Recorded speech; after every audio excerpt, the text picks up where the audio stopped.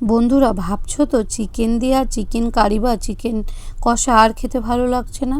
যদি একটা চিকেনের অন্যরকম রেসিপি হতো তাহলে কেমন হতো, চলুন আজকে অন্যরকম একটা রেসিপি ট্রাই করা যাক। নমস্কার বন্ধুরা, আমি Mahua. Welcome to Mahua cookings. আবারও আমি চলে এসেছি নতুন স্বাদের একটা রেসিপি নিয়ে।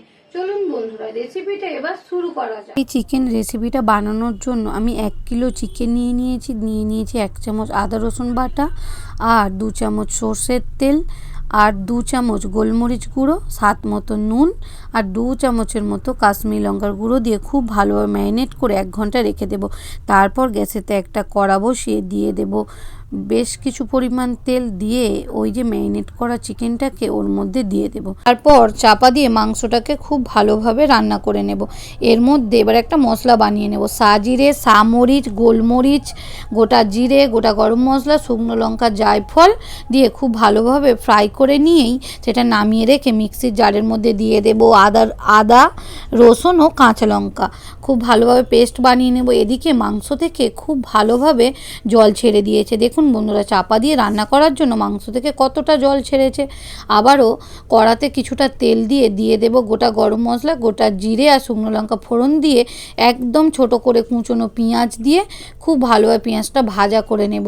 এবার একটু নরম হয়ে এলে ওর মধ্যে দিয়ে দেব চিকেন থেকে যে তেলটা ছেড়েছিল, সেই তেলটা দিয়েই এই পেঁয়াজটাকে খুব ভালো করে ভাজা করব। তাহলে কিন্তু চিকেনের টেস্টটা খুবই সুন্দর হবে। এবার আমার পেঁয়াজটা খুব ভালোভাবে ভাজা হয়ে গেছে। ওর মধ্যে আমি দিয়ে দেব একটা বড় টমেটো পেস্ট করে রাখা, সেটাকে দিয়ে খুব ভালোভাবে নাড়াচাড়া করে টমেটোর কাঁচা গন্ধটা চলে গেলেই দিয়ে দেব 3 চামচের মতো ফেটিয়ে রাখা টক দই। ওটাকেও খুব ভালোভাবে নাড়াচাড়া করব। তবে এই টক দইটা দেওয়ার আগে আমাদেরকে গ্যাসের ফ্লেমটাকে একদম আস্তে করে দিতে হবে। এবার আমি যে মশলাগুলো ভেজেছিলাম আর যে আদা রসুন ছিল তার একটা পেস্ট বানিয়েছিলাম, সেটাকেও ওর মধ্যে দিয়ে দেব। দিয়ে খুব ভালোভাবে নাড়াচাড়া করে মশলা থেকে তেল ছাড়তে শুরু করলেই দিয়ে দেব হলুদ গুঁড়ো আর দেব কাশ্মীরি লঙ্কার গুঁড়ো।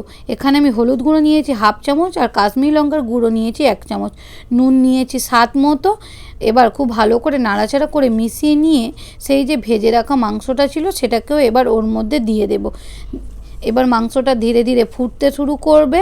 ওর মধ্যে দিয়ে দেব বাটি ধোয়া কিছুটা জল, দিয়ে খুব ভালোভাবে মাংসটাকে ফুটতে শুরু করলে চাপা দিয়ে রান্না করে নেব। এবার তারপর দিয়ে দেব কসুরি মেথি। কসুরি মেথিটা আমার ড্রাই রোস্ট করে হাতে গুঁড়ো করে নিয়েছিলাম, সেগুলোকে দিয়ে ভালো করে মিশিয়ে নিয়ে প্রত্যেকে কেটে রাখা ধনেপাতা কুচি ও গরম মশলা ছড়িয়ে এবার আমি মাংসটাকে নামিয়ে নেব। দেখুন বন্ধুরা কেমন হয়েছে।